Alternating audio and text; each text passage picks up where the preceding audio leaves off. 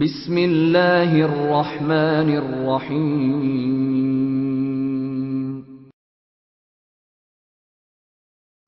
السلام عليكم ورحمة الله وبركاته. إن الحمد لله نحمده ونستعينه ونستغفره ونعوذ بالله من شرور أنفسنا ومن سيئات أعمالنا. من يهده الله فلا مضل له ومن يضلله فلا هادي له.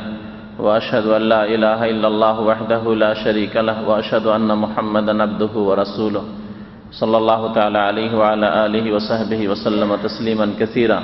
يا أيها الذين آمنوا اتقوا الله حق تقاته ولا تموتن إلا وأنتم مسلمون.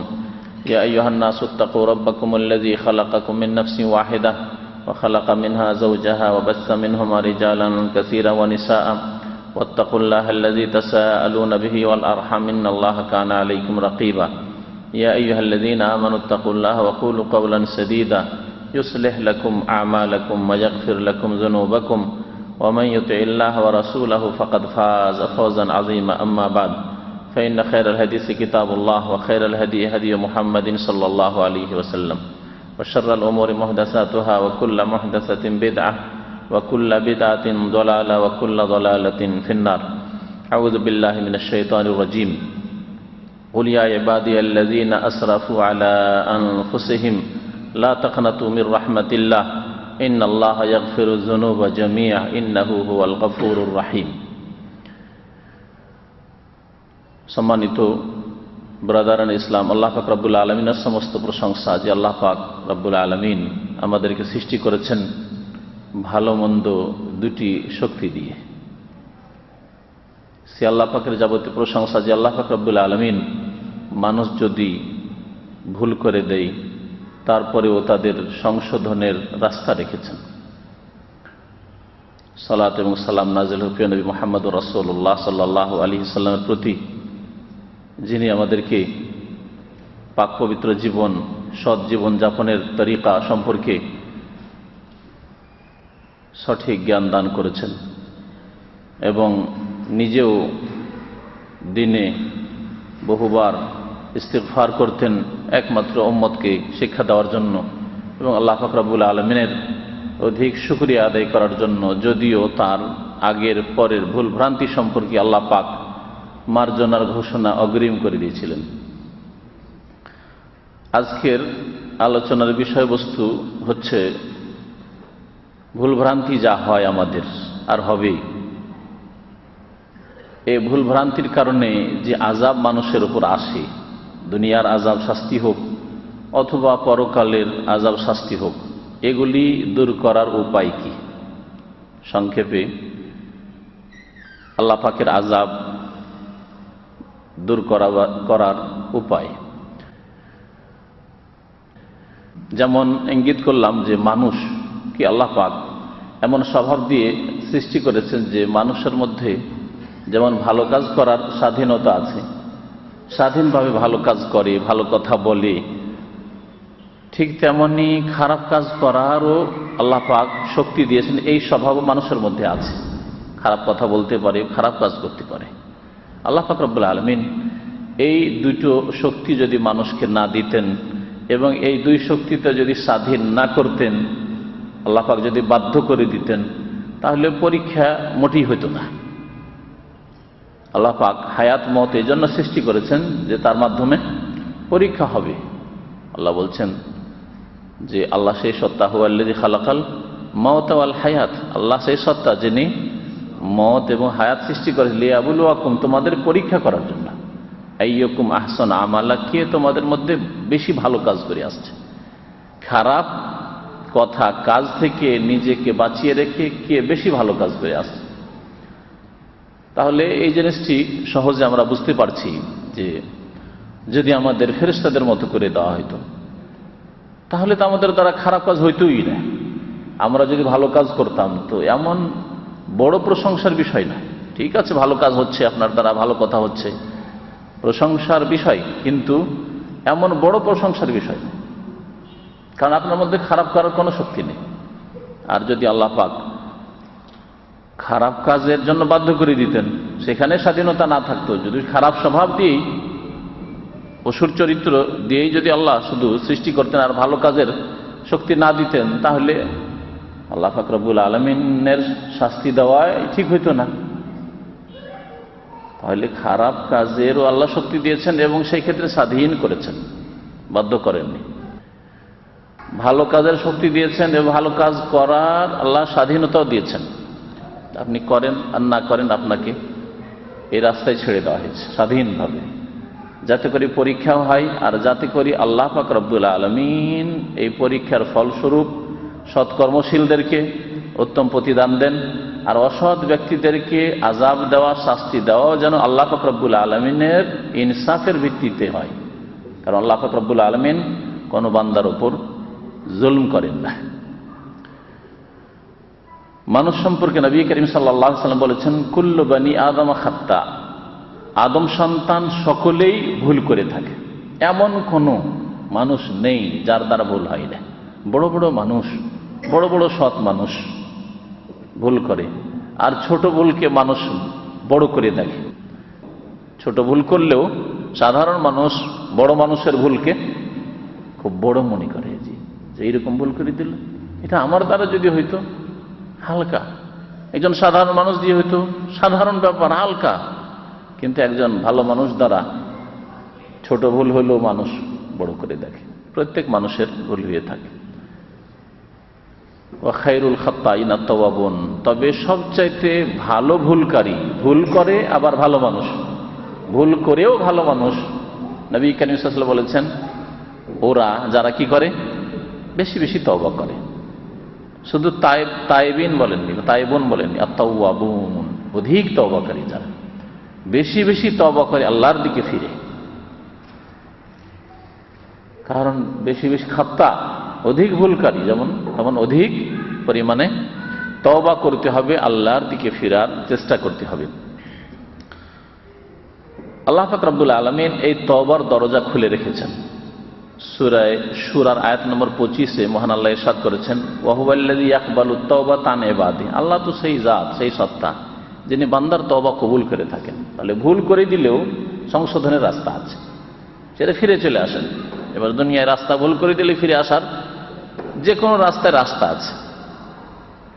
যদিও হাইওয়েগুলোতে অনেক সময় 25-50 কিলোমিটার ফেরার রাস্তায় পাওয়া যায় না, ইউটার্ন করার কোনো রাস্তা পাওয়া যায় না। কিন্তু আল্লাহ পাক রব্বুল আলামিন তার নাযিলকৃত দিনে দ্রুত ফেরার রাস্তা রেখেছেন, দ্রুত ফেরার রাস্তা রেখেছেন। সুম্মা ইয়াতুবুনা মিন করিব, যারা দ্রুত তওবা করে, সাথে সাথে তওবা করে, ভুল করার সাথে সাথে, আল্লাহ সবচেয়ে বেশি তাদেরকে ভালোবাসে, যারা দেরি করে না, বিলম্ব করে না। আল্লাহ সেই সত্তা যিনি ইয়াকবালুত তাওবাতা আন ইবাদিহি, তার বান্দাদের তওবা কবুল করে থাকেন।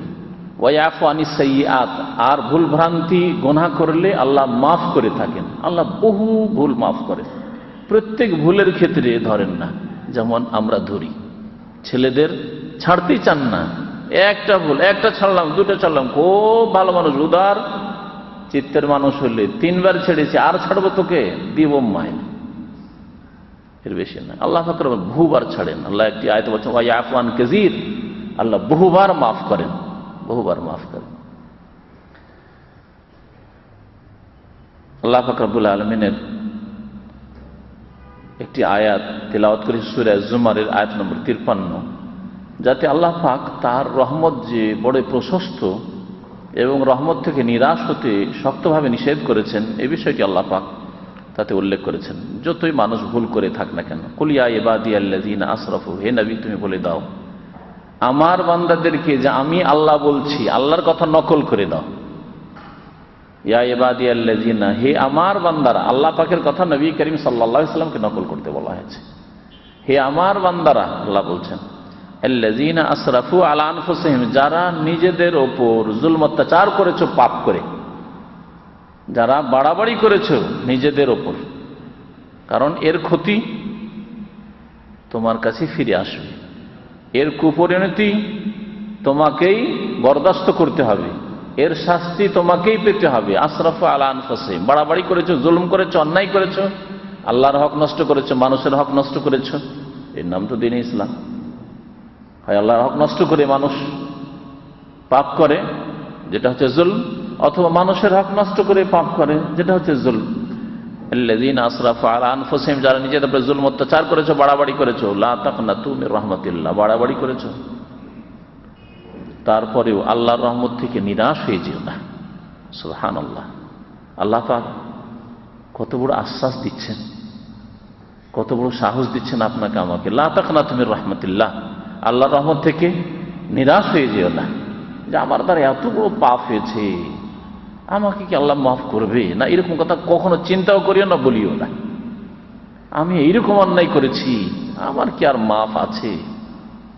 আমি কি আর বাঁচতে পারবো জাহান্নাম থেকে? আমি কি বাঁচতে পারবো আল্লাহর আযাব থেকে? না। লা তাকনাতু মির রাহমাতিল্লাহ, আল্লাহর রহমত থেকে নিরাশ হইও না। কেন? ইন্নাল্লাহা ইয়াগফিরুয যুনুবা জামিআ, আল্লাহ সমস্ত গুনাহ মাফ করে থাকেন। আল্লাহ সব গুনাহই মাফ করতে পারেন, সমস্ত গুনাহ মাফ করতে আল্লাহ পাক সক্ষম। আল্লাহ বলেছেন সব গুনাহ আল্লাহ মাফ করতে সক্ষম আর মাফ করতে পারেন। অন্য আয়াতে আছে ইন্নাল্লাহা লা ইয়াগফিরু আন ইউশরাকা বিহি, আল্লাহর সাথে যদি শিরক করা হয় এটা আল্লাহ পাক মাফ করবেন না। কি সমন্বয় হতে পারে, কে বলবেন? শিরকের অবস্থায় কেউ মরে গেলে, মানে বিনা তওবায় শিরক করে যদি মরে যায়, ফিরে আসলো না আল্লাহর দিকে, শিরকের দিকে মুখ করে মরে গেল, দেবদেবীর দিকে মুখ করেছিল, ওই অবস্থায় মরে গেল, মানে অন্তরে ওই দেবদেবী পূজাই ছিল, অন্তরে কবর মাজার পূজাই ছিল, অন্তরে ওলি পীর পূজাই ছিল, আল্লাহ ছাড়া ওলি আউলিয়ারে দিতে পারে, রোগ ভালো করতে পারে, মনের আশা পূরণ করতে পারে, এই বিশ্বাস নিয়েই মরে গেল। ইন্নাল্লাহা লা ইয়াগফিরু আন ইউশরাকা বিহি, তাহলে আল্লাহ মাফ করবেন না, কখনো মাফ করবেন না। কিন্তু যদি সারা জীবন শিরক করে থাকে, দেবদেবীর শিরক হোক আর কবর মাজার পূজার শিরক হোক, সারা জীবন শিরক করেছে, মওতের আগে কখনো 60, 70, 80 বছর বয়সে, আল্লাহ জানে কখন কার মওত আসে, মওতের আগে তওবার তৌফিক হয়েছে, বুঝতে পেরেছে আমি ভুল করেছি, মন্ত্র পড়া নাই, মন্ত্রের শুধু কলেমা পড়েছে, এতে মাফ হবে না। খাঁটির মন্ত্র অর্থ না বুঝে কলেমাও পড়ছে আর কবরে সিজদাও করছে, এই মন্ত্র তো কাজ আসবে না। মওতের আগে কলেমা যদি আরবি ভাষায় নাও পড়ে, যদি শুধু তার এই শিরকি আকীদা পরিবর্তন করে, যে আল্লাহ আমি যা করেছি ভুল করেছি, যা ভ্রান্ত শিরকি বিশ্বাস রেখেছি ভুল করেছি, আল্লাহ এখন বিশ্বাস করছি যে আর দেনেওয়ালা কেউ নেই, আর তোমাকে ছাড়া কাউকে সিজদা করা বড় অপরাধ, তোমার ছাড়া কারো কাছে চাওয়া দোয়া করা বড় অপরাধ, কাউকে গৌসুল আজম মহান উদ্ধারকারী বলা তোমার ছাড়া কাউকে, এটা হচ্ছে বড় অপরাধ, আমি ভুল করেছি। আল্লাহ নিজের ভাষাতেও যদি অন্তর থেকে বলে ইন্নাল্লাহা ইয়াগফিরুয যুনুবা জামিআ, আল্লাহ সমস্ত গুনাহ মাফ করবেন, সমস্ত গুনাহ মাফ করবেন। আল্লাহ যেন মুসলিমদের তওবা করার তৌফিক দান করেন। আসল বিষয়ের দিকে আসি, যে গুনাহগুলি হচ্ছে আমাদের দ্বারা, আর প্রত্যেকের গুনাহ হচ্ছে, কেউ নিজের গুনাহকে ছোট মনে করবেন না, কারণ বারবার ছোট গুনাহ করলে সেগুলি কাবিরা হয়ে যায়। সাগিরা গুনাহের ওপর অটল থাকলে কাবিরা গুনাহ হয়ে যায়। আর তাছাড়া যারা অনেকে যারা দিনদার মানুষ, শিরক বিদআত করেন না, দিন শিখেন, আমল করেন, অনেক সময় ভুল বুঝে আছেন, ভাবছেন যে আমার জিন্দেগিতে মনে হয় কাবিরা গুনাহ করি না, অথচ আপনার কাবিরা গুনাহ হয়তো আমলে হয় না, আমলে হয় না, হারাম খান না, নামাজ ছাড়েন না, কিন্তু কিছু পাপ আছে অন্তরের পাপ, কাবিরা গুনাহ, এগুলি অনেকে খেয়াল করেন না। এই বিষয়ের উপর ইনশাআল্লাহ আমার বিস্তারিত আলোচনা হবে, হয়তো শুক্রবারের আলোচনা হবে, যাতে অনেক ভাইরা উপকৃত হইতে পারে। অন্তরের বহু কাবিরা গুনাহ আছে, হিংসা, বিদ্বেষ, শত্রুতা, নামাজ কখনো ছাড়েন না, হারাম এক পয়সা কারো খান না, কিন্তু যে আপনার সামনে উন্নতি করে নিল, হিংসা এর বরদাস্ত করতে পারছেন, শত্রুতা, এর এত সুনাম হয়ে গেল, এর এত পয়সা হয়ে গেল, এরকম একটা ভালো জায়গা কিনে নিতে পারলো, আমি কিছুই করতে পারলাম না, এর ছেলেগুলি সব শিক্ষিত হয়ে গেল, এ বিদেশ চলে গেল, আমি কিছুই করতে পারলাম না, একসাথে পড়াশোনা করেছিলাম। শত্রুতা। দেশে যখন যাবেন, বহু জাহেল মূর্খরা আছে যারা বিদেশ থেকে যায়, ওদের উপর খুব হিংসা করে, হিংসাতে জলে শুধু, কাবিরা গুনাহ। অথচ এগুলোকে আমাদের দেশের মানুষে কিছু মনে করে না। চুগলখড়ি করা কাবিরা গুনাহ, আমাদের দেশের মানুষে কিছু মনে করে। গীবত করা কাবিরা গুনাহ, অথচ আমাদের দেশের শুধু মানুষেরা নাই, এক শ্রেণীর আলেম সমাজ পর্যন্ত গীবত থেকে বাঁচে না। হিংসা থেকে, বিদ্বেষ থেকে, শত্রুতা থেকে, সহযোগিতা হিতাকাঙ্ক্ষী না হয়ে ওকে ডাউন করার চেষ্টা করতে হবে। নবী সাল্লাল্লাহু আলাইহি ওয়াসাল্লাম আদ-দীনুন নাসিহাত, দিন আসলে দিন ইসলাম হচ্ছে হিতাকাঙ্ক্ষী হওয়ার নাম। আপনি হিতাকাঙ্ক্ষী নন আপনার মুসলিম ভাইয়ের, এমনকি অমুসলিমের হিতাকাঙ্ক্ষী আপনাকে হইতে হবে। এই জন্য তাকে ইসলামের দাওয়াত দিতে হবে যে এই লোকটি যদি মরে যায় অবস্থায় তো চিরকাল জাহান্নামে থাকবে। কেন জাহান্নামে থাকবে? অথচ সে আদমের সন্তান, আমি আদমের সন্তান। এই লোকটি কবরে সিজদা করছে, চুরি করছে, ডাকাতি করছে, জেনাকারী, এই অবস্থায় যদি মরে যায় জাহান্নামে থাকবে। কেন জাহান্নামে থাকবে? সুতরাং তাকে দাওয়াত দিতে হবে। আপনি তার হিতাকাঙ্ক্ষী বলেই দাওয়াত দিচ্ছেন। আল্লাহ পাক রব্বুল আলামিনের আযাব দুই রকম। দুনিয়াতে আযাব আসে, দুনিয়ার আযাব আখিরাতের আযাবের তুলনায় বড়ই হালকা। কিন্তু আজকালকার মানুষরা দুনিয়ার আযাবকেই বড় আযাব মনে করে। এটা আমাদের ঈমানের কমজোরি, বড়ই দুর্বলতা। দুনিয়াতে যদি কারো উপর বালা মুসিবত দেখেন, দুর্ঘটনা হয়েছে, মারাত্মক ব্যাধিতে আক্রান্ত হয়েছে, হ্যাঁ, বিপদ আপদে পড়েছে, খেতে পায় না, ইত্যাদি ইত্যাদি, দুর্ভিক্ষ এসছে, বিভিন্ন রকমের বালা মুসিবত, পারিবারিক সমস্যা, মনে করে ভালো শাস্তি আল্লাহ দিয়েছে, আযাব, এগুলিকে বড় আযাব মনে করে। নিজেও বড় আযাব মনে করে আর অন্যরাও ভাবে যেই বড় আযাব। আসলে দুনিয়ার আযাব আখিরাতের আযাবের তুলনায় বড়ই হালকা। আর আখিরাতের আযাব, দুনিয়ার আযাব আর আখিরাতের আযাব, ওয়ালা আযাবুল আখিরাতি আশাদ্দু ওয়া আবকা। আল্লাহ কোরআনে কারীমে আখিরাতের আযাব শাস্তি সম্পর্কে বলছেন যে আখিরাতের শাস্তি, পরকালের শাস্তি, কবরের জীবন থেকে শুরু করে কবরের আযাব, বিচার দিবসের শাস্তি আযাব, কিয়ামতের মাঠে যে আযাব হবে সেই আযাব, তারপরে জাহান্নামের আযাব, এই যে আযাবগুলি হিসাবের সময় জবাবদিহির আযাব, এই আযাবগুলি আসাধ্য, বড়ই কঠিন, ও আবকা এবং স্থায়ী। আপনার রোগের আযাব, এক সপ্তাহ হয়তো অসুস্থ, মাস দুয়েক অসুস্থ, সারা জীবন তো সুস্থ থাকলেন। পারিবারিক টেনশন হয়তো এখন এক এক সপ্তাহ বা 2-4 মাস হয়েছে, কিন্তু সারা জীবন তো ভালোই ছিলেন, তাই না? তাহলে দুনিয়ার আযাব আখিরাতের আযাবের তুলনায় বড় হালকা। আযাব যে আসে দুনিয়াতে অথবা আখিরাতে, এসব আযাব দূর করতে হবে আমাদেরকে। এটা হচ্ছে জ্ঞানীর পরিচয়।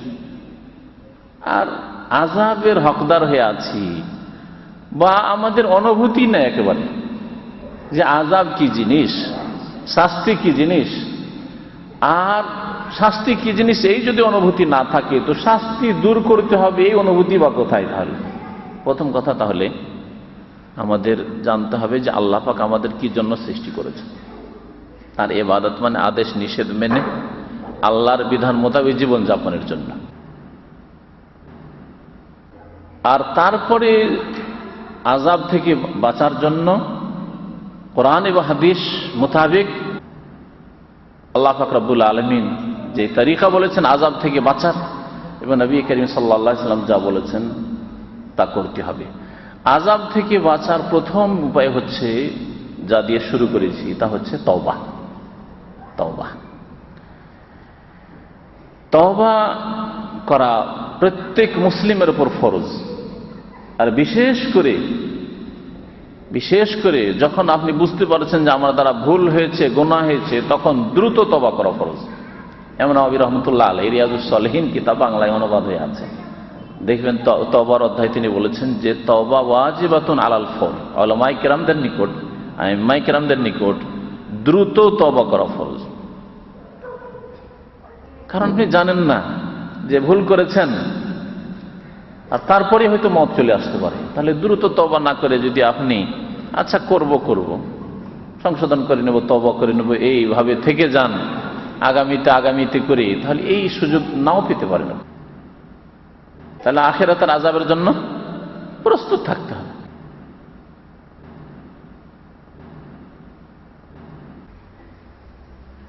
তওবা সম্পর্কে বহু আয়াত রয়েছে, বহু হাদিস রয়েছে। নবী করিম সাল্লাল্লাহু আলাইহি ওয়াসাল্লামের একটি হাদিস রয়েছে, আত-তাইবু মিনাজ যামবি কামান লা যামবা লাহু। গুনাহ হচ্ছে আযাবের কারণ, তাই না?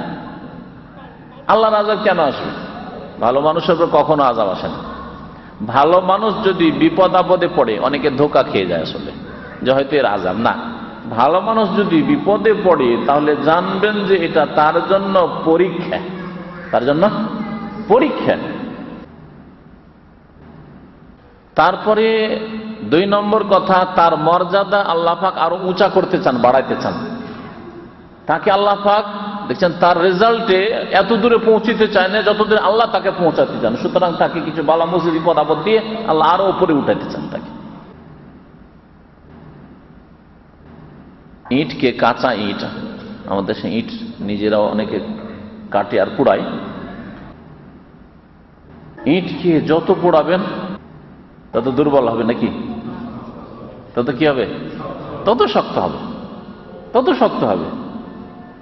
ঠিক তেমনি মুমিন বান্দা যারা ভালো মানুষ, তাদের ওপর যত বালা মুসিবত আসবে, বালা মুসিবত দিয়ে আল্লাহ পাক রব্বুল আলামিন যে দুনিয়াতে কষ্ট দেন, যত বেশি বালা মুসিবত আসবে তত বেশি ঈমান মজবুত হবে, আমল সুন্দর হবে, তত বেশি আল্লাহকে মজবুত করে ধরবে, আল্লাহর দিকে তত বেশি ধাবিত হবে। আপনি ভালো মানুষ কিনা এর লক্ষণ একটু খেয়াল করে দেখবেন আপনার লাইফ। আমি বলছি এটা আপনি নিজের নিজের জীবনে খেয়াল করে দেখবেন। যদি কখনো টেনশন হয়ে যায়, ভয়ে ভীত, কি হবে জানি না, কি হবে জানি না, মনে হয় মুসিবতে পড়লাম, মানে এই ঝুঁকিতে আছেন, বিপদে মনে হয় পড়লাম, বিপদে মনে হয় পড়লাম, এরকম। সে শত্রু হয়তো হুমকি দিয়েছে মেরে দেবো, এইরকম। অথবা ধরেন যে আপনি চোর ডাকাত ছিনতাইকারীর হাতে পড়ে গেছেন সামনে, এখন সামনে অন্ধকার, আর বাঁচবো না মনে হয়, টাকা পয়সা তো নেবে নেবে মনে হয়, জান থেকে মেরেও দিবে, এইরকম আল্লাহ না করে। অথবা এইরকম নাও হইতে পারে, কিন্তু বেশ কিছু জিনিস আছে সকলের জীবনে আসে, ঝুঁকি, বিভিন্ন রকমের ঝুঁকি, বিপদ আপদ, অশান্তি। মুমিন মানুষের যখন অশান্তি হয় তখন তার ফরজ ইবাদত বন্দেগী তো আছেই, এছাড়াও নফল ইবাদত বন্দেগী, জিকির আজকার, তওবা ইস্তেগফার আর দোয়া পড়া বেড়ে যায়। এটা হচ্ছে ভালো মানুষের লক্ষণ। আল্লাহ পাক রব্বুল আলামিন ওই ইট পোড়ার মতো করে একে শক্ত মুমিন বানাতে চান। সুতরাং তাকে যখন আল্লাহ ঝুঁকিতে ফেলেছেন, বিপদ আপদে ফেলেছেন, তখন তার জিকির আজকার, তার দোয়া, আল্লাহকে ধরা, চোখ দিয়ে পানি বেড়ে গেছে, বেড়ে গেছে। অথচ সাধারণ অবস্থায় সুখে থাকলে, ঘরে পয়সা আছে, অভাব নেই, পারিবারিক কোনো সমস্যা নেই, আর্থিক কোনো সমস্যা নেই, পাড়া প্রতিবেশের সাথে কোনো সমস্যা নেই, কোনো রকমের মানসিক পীড়া নেই, কষ্ট নেই, তখন এমনিতে নর্মালি 5 ওয়াক্ত নামাজ পড়ছে, হারাম কাবিরা থেকে বেঁচে আছে, নর্মালি জীবনযাপন করছে যেমন সাধারণ মানুষ চলে, মুসলিম। কিন্তু যখন যেই দিন বিপদের সম্মুখীন হয়েছে, সেই দিনের অবস্থায় আলাদা। সেই দিন সবসময় জিকির আজকার, সুবহানাল্লাহ, আলহামদুলিল্লাহ, লা হাওলা ওয়ালা কুওয়াতা ইল্লা বিল্লাহ, আর কত যে আল্লাহ পাককে ডাকছে, হাসবুনাল্লাহু ওয়া নি'মাল ওয়াকিল, লা ইলাহা ইল্লা আনতা সুবহানাকা ইন্নী কুনতু মিনাজ জালিমিন। ইউনূস আলাইহিস সালামের কথা স্মরণ হচ্ছে যে আরে আমি তো সমুদ্রে পড়িনি, আমি তো স্থলে আছি, আমি তার মাছের পেটে যাইনি। ইউনূস আলাইহিস সালাম মাছের পেটে ওই দোয়া পড়েছেন, আমাকে কতবার পড়া উচিত? লা ইলাহা ইল্লা আনতা সুবহানাকা ইন্নী কুনতু মিনাজ জালিমিন কতবার পড়বে একজন মুমিন? তাহলে এইরকম কোন ঝুঁকিতে, বিপদ আপদে পড়লে এভাবে তার আমল বাড়লো না বাড়লো না? যখন আমল বাড়লো তখন তার মর্যাদা বাড়লো না বাড়লো না? এক তো বালা মুসিবত দিয়ে মর্যাদা বাড়লো, আর বালা মুসিবত পড়লে মুমিন বান্দা নেক আমল করা বেশি শুরু করে, বেশি বেশি আমল করা শুরু করে, রাত্রে উঠার তৌফিক হয় না। কিন্তু যেই দিন তার উপর বালা মুসিবত এসছে, যেই দিন তার কষ্ট হচ্ছে, যেই দিন যে কোনো রকমের পেরেশানিতে আছে, সেই দিন রাত্রে উঠে, রাত 2টার সময় উঠে নামাজ পড়ছে, আল্লাহর কাছে দোয়া করছে, কাঁদছে, তাহলে তার নেকির ব্যালেন্স বাড়লো না বাড়লো না? এক তো বিপদ আপদে পড়লো, আল্লাহ পাক তার মর্যাদা বাড়াইলেন, দোয়া, তার জিকির আজকার বাড়লো, আল্লাহকে মজবুত করে ধরা বাড়লো, তখন আল্লাহ পাক তার মর্যাদা উঠালেন, তার নেকির ব্যালেন্স বাড়লো।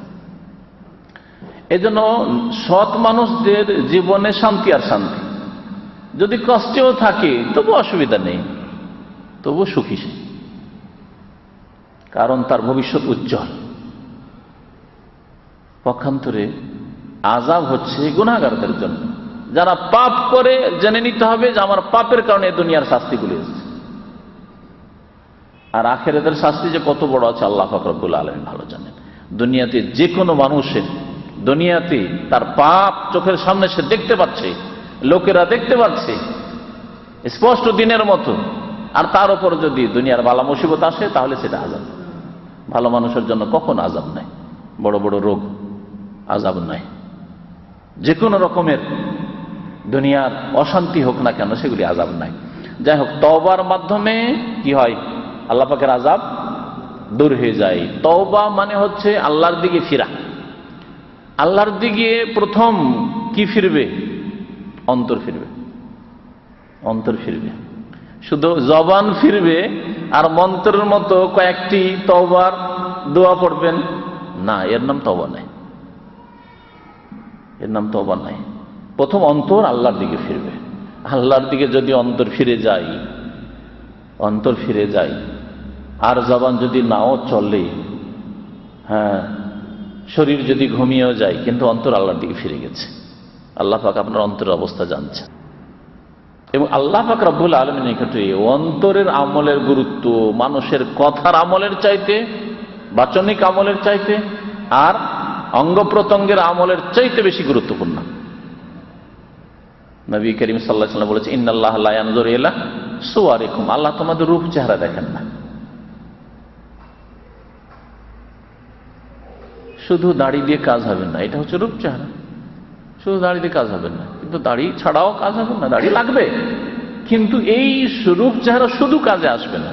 ওয়ালা ইলা আজসাদিকুম, তোমাদের দেহ স্বাস্থ্যের দিকেও দেখেন না, শরীর স্বাস্থ্য কেমন। ওয়ালাকিন ইয়ানজুরু ইলা কুলুবিকুম ওয়া আমালিকুম, আল্লাহ প্রথম তোমাদের কলব, হৃদয় দেখেন, অন্তর দেখেন। অন্তর আল্লাহ দেখতে পারেন, আমরা দেখতে পাই না। আল্লাহ দেখেন প্রথম অন্তর, যে এই লোকটির অন্তর কেমন। একই সাথে পাশাপাশি নামাজ পড়ছেন, দুই নামাজের মাঝে আসমান জমিন পার্থক্য, শুধু অন্তরের ইবাদতের পার্থক্যের কারণে। একজন এমন অন্তর নিয়ে নামাজ পড়ছে যাতে রয়েছে খুশু, বিনয়, বিনয়ী সে, আর যাতে সে মনে করেছে আমি এত ধীর স্থির নামাজ পড়ার পরেও নিজেকে গুনাহগার, নিজেকে ত্রুটিযুক্ত, এবং নিজেকে মনে করেছি আল্লাহর হক আমি আদায় করতে পারি, আল্লাহ তোমার শুকরিয়া আদায় হচ্ছে কিনা, তোমার শুকরিয়া আদায় করতে পারলাম না, আল্লাহ কত গুনাহগার আমি নামাজ পড়েও। আর আরেকজন লোক নামাজ পড়ে মনে করেছে আল্লাহ তোমার উপর বড় ইহসান করেছি, দুনিয়া নামাজ পড়ে না, আমি নামাজ পড়ছি। যেমন তোমার কথা নাকি, আল্লাহ দুনিয়া নামাজ পড়ে না, নামাজ পড়ে দিচ্ছি, আমি কি কম? তোমার অনেক কিছু করছি দিনের। দেখেন কত পার্থক্য হয়ে গেল। তওবা দ্বিতীয় বিষয়, যার মাধ্যমে আল্লাহর আযাব দূর হবে, দুনিয়ার আযাব দূর হবে, আখিরাতের আযাব দূর হবে, তা হচ্ছে ইস্তিগফার। তওবা মানে ফিরে আসা বলেছে, তাই না? আর ইস্তিগফার মানে মাফ চাওয়া, হ্যাঁ, ক্ষমা প্রার্থনা করা, মার্জনা কামনা করা। ইস্তিগফার, গাফার এক ধরনের মাফ করা, আর ইস্তিগফারের মাফ চাওয়া, আল্লাহর কাছে মাফ চাওয়া। তাহলে তওবা আর ইস্তিগফারে পার্থক্য আছে। তওবা যখন আপনি গুনাহ থেকে ফিরে গেলেন, গুনার দিকে মুখ ছিল, গুনাহ থেকে আপনি নেকির দিকে ফিরে গেলেন, মনকে ফিরিয়ে নিলেন গুনাহ থেকে। প্রথম মনকে ফিরিয়ে গুনাহ থেকে মনকে ফিরিয়ে নিলেন, আপনার তওবা হয়ে গেল। তওবার যে শর্তগুলি রয়েছে সে শর্তগুলি আপনি পুরা করে দিলেন, গুনাহ বন্ধ করে দিলেন, গুনার উপর অনুতপ্ত হলেন, আগামীর জন্য প্রতিজ্ঞা করলেন যে আর গুনাহ করব না, আর মানুষের হক হলে সেই হক পরিশোধ করে দিলেন, অথবা তার কাছ থেকে ক্ষমা নিয়ে নিলেন আপনি। আর আল্লাহর সন্তুষ্টির জন্য আপনি তওবা করলেন ইখলাসের সাথে, হ্যাঁ, আল্লাহর সন্তুষ্টির জন্য আপনি তওবা করলেন। অনেক সময় গুনাহ থেকে মানুষ ফিরে যায়, কিন্তু আল্লাহর সন্তুষ্টির জন্য নয়। যেমন ক্যান্সার হয়ে গেছে, বা ক্যান্সারের লক্ষণ দেখা গেছে, ডাক্তার বলছে যে তুমি ধূমপান করো, ধূমপান করলে আর এই কয়েকদিনই যাবে তুমি, সাথে সাথে আর জীবনে ধূমপান করবো না। মদ খাও তুমি, এই ধরনের কাজ করো তুমি, তোমার মধ্যে এইডসের ভাইরাস পাওয়া গেছে, জেনাবা বিচারে তুমি মনে হয় লিপ্ত আছো, সাথে সাথে আর এই কাজ করবো না। কিন্তু আল্লাহর জন্য না, কিসের জন্য? স্বাস্থ্য রক্ষার জন্য। ডাক্তারের কথাই স্বাস্থ্য রক্ষার জন্য। তাহলে ইখলাস নেই, গোনা তো ছেড়ে দিল, কিন্তু এতে কিছু পাবে না, আল্লাহর আযাব দূর হবে না, না দুনিয়ার আযাব দূর হবে, না আখিরাতের আযাব দূর হবে, আযাব ওই অবস্থায় থেকে যাবে। তাহলে একজন লোক মদ ছাড়লো, বিড়ি সিগারেট ছাড়লো, জর্দা তামাক ছাড়লো, গুনার কাজ ছাড়লো, তারপরেও সে আযাব থেকে রক্ষা পেল না আল্লাহ পাকের। আর আরেকজন লোক যখনই জানলো যে ধূমপান হারাম, তামাক জাতীয় জিনিস হারাম, সাথে সাথে আল্লাহকে রাজি করার জন্য হারাম খেয়ে মরবো, হারাম খাবো, ইবাদতবন্দি কবুল হবে না, দোয়া কবুল হবে না, হারাম খাবো, আমার এই গোশত আর রক্তের হকদার হবে জাহান্নাম, আমি সাথে সাথে তওবা করছি। ইখলাস, এর নাম হচ্ছে ইখলাস। আল্লাহর জন্য, আল্লাহর জন্য সে গুনাহ ছাড়লো, তওবা আর ইস্তিগফার। গুনাহ ছাড়ার পরে আল্লাহর কাছে ক্ষমা চাইতে থাকা, এর নাম হচ্ছে ইস্তিগফার। ক্ষমা চাইতে হবে। অন্তর আপনার ফিরে গেছে গুনাহ থেকে, জবান ফিরে গেছে গুনাহ থেকে, চোখ ফিরে গেছে গুনাহ থেকে, আপনি ফিল্ম দেখতেন, দেখেন না এখন, কান ফিরে গেছে গুনাহ থেকে, গান শোনা থেকে, তার সাথে সাথে আল্লাহর কাছে অতীতে যে ভুল ভ্রান্তি হয়েছে এর জন্য ক্ষমা চাইতে হবে, এর নাম হচ্ছে ইস্তিগফার। তাহলে তওবা ইস্তিগফারে পার্থক্য বুঝতে পারলেন? আমাদের দেশের মানুষরা অনেকে এই পার্থক্য বুঝে না। তওবার সাথে সাথে ইস্তিগফার, আল্লাহর কাছে অতীতের যে ভুল ভ্রান্তি, অন্যায়, জুলম, অত্যাচার হয়েছে, গুনাহ হয়েছে, কত ফরজ নামাজ ছেড়েছেন আপনি, কত আল্লাহর হক নষ্ট করেছেন, কত মানুষের হক নষ্ট করেছেন, আল্লাহর কাছে মাফ চাইতে হবে। আল্লাহ পাক রব্বুল আলামিন সূরা আনফালের আয়াত নম্বর 33 ইরশাদ করেছেন, ওমা কানা আল্লাহু লিয়ুআযযিবাহুম ওয়া আনতা ফীহিম। আল্লাহ পাক রব্বুল আলামিন মানব জাতিকে আযাব দেবেন না হে নবী যতদিন আপনি তাদের মাঝে আছেন। ওয়া আনতা ফীহিম, নবী তুমি যতদিন আছো দুনিয়ায় ততদিন আমি ওই জাতিকে আযাব দেব না, ধ্বংস করব না। তাহলে দুনিয়ার আযাব থেকে বাঁচার একটি উপায় ছিল রাসূলুল্লাহ সাল্লাল্লাহু আলাইহি ওয়াসাল্লামের দুনিয়াতে থাকা। কিন্তু রাসূলুল্লাহ সাল্লাল্লাহু আলাইহি ওয়াসাল্লাম দুনিয়া থেকে বিদায় নিয়েছেন, এখন আর ওই সুযোগ নেই। আর একটি সুযোগ আল্লাহ কিয়ামত পর্যন্ত রেখেছেন, ওমা কানাল্লাহু মুআযযিবাহুম ওয়া হুম ইস্তাগফিরুন। আর আল্লাহ পাক মানব জাতিকে আযাব দেবেন না যতদিন তারা ইস্তাগফিরুন, ইস্তিগফার করতে থাকবে, মার্জনা কামনা করতে থাকবে, আল্লাহর কাছে মাফ চাইতে থাকবে, আল্লাহ তুমি মাফ করে দাও। যেই ব্যক্তি অন্তর থেকে আল্লাহর কাছে মাফ চাইবে, জবান তার আল্লাহর কাছে মাফ চাইবে, তার অঙ্গ প্রত্যঙ্গের ওপর তার তাসির মানে প্রতিক্রিয়া সৃষ্টি হবে। অন্তর আল্লাহর কাছে মাফ চাইছে, জবান তার আল্লাহর কাছে মাফ চাইছে, আর তার অঙ্গ প্রত্যঙ্গ, হাত পা চোখ মুখ, এর উপর তার প্রভাব পড়বে না, এটা অসম্ভব কথা। যদি প্রভাব না পড়ে তাহলে এর নাম মন্ত্র, এই মন্ত্রে কোনো কাজ হবে না। এর নাম হচ্ছে ইস্তিগফার করা, আল্লাহর কাছে মাফ চাওয়া, তাই আল্লাহ পাক রব্বুল আযাব দূর করে নেবেন। নবী করিম সাল্লাল্লাহু আলাইহি ওয়াসাল্লামের বহু হাদিস রয়েছে এই ইস্তিগফার সম্পর্কে। আর কথা লম্বা না করি, ইস্তিগফার আল্লাহর কাছে মাফ চাওয়া অন্তর থেকে হইতে হবে। এর জন্য একটি ঘটনার দিকে ইঙ্গিত করি, আপনারা এই ঘটনা খুব জানেন, বিশেষ করে যারা আমাদের সমাজের পাপিষ্ঠ লোক এই ঘটনাগুলি বেশি জানে। সহিহ বুখারীতে আছে যে নবী করিম সাল্লাল্লাহু আলাইহি ওয়াসাল্লাম বলেছেন যে আল্লাহ পাক এক খারাপ চরিত্রের নারী, জেনাকারিনী, ব্যভিচারকারিনী নারীকে আল্লাহ মাফ করেছিলেন। কিসের জন্য? মানে মাফের ঘোষণা করেছেন। কিসের জন্য? কুকুরকে পানি পান করিয়েছিল।